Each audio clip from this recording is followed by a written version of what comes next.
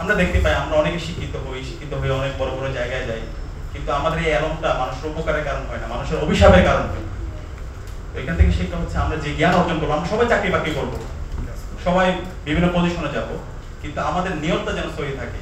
আমি যে পজিশনে যাই না কেন, সেই পজিশনে গিয়ে যেন আমি সমাজের সোর্স অফ বেনিফিটের কারণ হই, কল্যাণের কারণ হই, আমার মাধ্যমে কোনো যেন অকল্যাণ না হয়, সেই ধরনের শিক্ষা আল্লাহ রাসূল ইসলামের সিরাত থেকে আমরা পাই।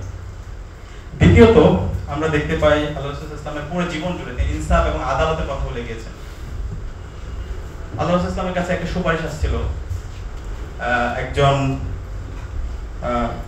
একজনের ব্যাপারে, যে বলা হচ্ছিল একজন দোষী মহিলা, তাকে ক্ষমা করার ব্যাপারে সুপারিশ আসছিল।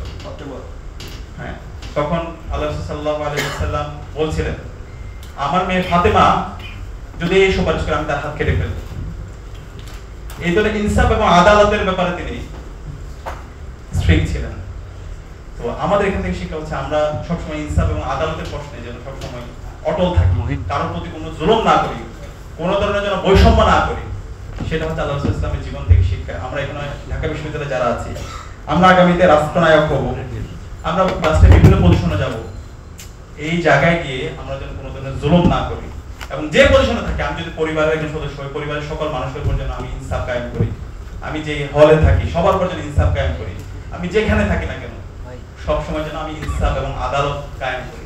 এবং আল্লাহ রাসূল ইসলামের জীবনীটা যদি আপনারা পড়েন, ছোটবেলা থেকে তার এটার বাস্তব নমুনা হয়েছেন।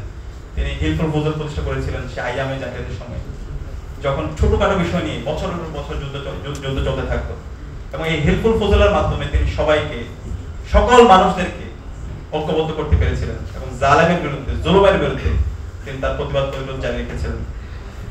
এরপর আল্লাহ রাসূল সাল্লাল্লাহু আলাইহি ওয়াসাল্লামের যদি আমরা জীবনে দেখি, তিনি ঐক্য এবং ভ্রাতৃত্বের অনন্য প্রতীক ছিল। সবাইকে নিয়ে যে একসাথে চলা, আল্লাহ রাসূল ইসলামের যদি মাদানী জীবন আমরা পড়ি, রাসূল ইসলামের যে মদিনা রাষ্ট্র, সেখানে তিনি সবাইকে নিয়ে একসাথে তিনি চলেছেন। এবং ঐক্য এবং ভ্রাতৃত্ব, যারা হিজরত করেছিল মুহাজির এবং ওখানে যারা আনসার ছিল, তারা সবাই একসাথে কিভাবে কাজ করা যায়, একসাথে কিভাবে রাষ্ট্র নির্মাণ করা যায়, এবং ওখানে যারা ইহুদি ছিল, যারা খ্রিস্টান ছিল, সবাইকে নিয়ে একসাথে কিভাবে কাজ করা যায়, এবং মদিনা সনদের মধ্যে আমরা তার অনন্য দৃষ্টান্ত স্থাপন করেছেন। এর পাশাপাশি আমরা যদি আল্লাহ রাসূল ইসলামের নেতৃত্ব দেখি, তার যে নেতৃত্বের প্রভাব, তিনি শুধু কথা বলেন নাই, তার কাজের মাধ্যমে তিনি বাস্তবায়ন করেছেন। আমরা জানি হুদায়বিয়ার সন্ধি, আমরা দেখেছি খাইবারের যুদ্ধ, আমরা দেখেছি খন্দকের যুদ্ধ। সেই খন্দকের যুদ্ধ আল্লাহ রাসূল সাল্লাল্লাহু আলাইহি ওয়াসাল্লাম যখন সাহাবীরা পরীক্ষা খনন করছিলেন, তিনি নিজেই নেমে পরীক্ষা খনন করেছিলেন। তিনি যে কথা বলেছেন সেটা তিনি তার কাজের মাধ্যমে সেটার বাস্তবায়ন তিনি দেখিয়েছেন।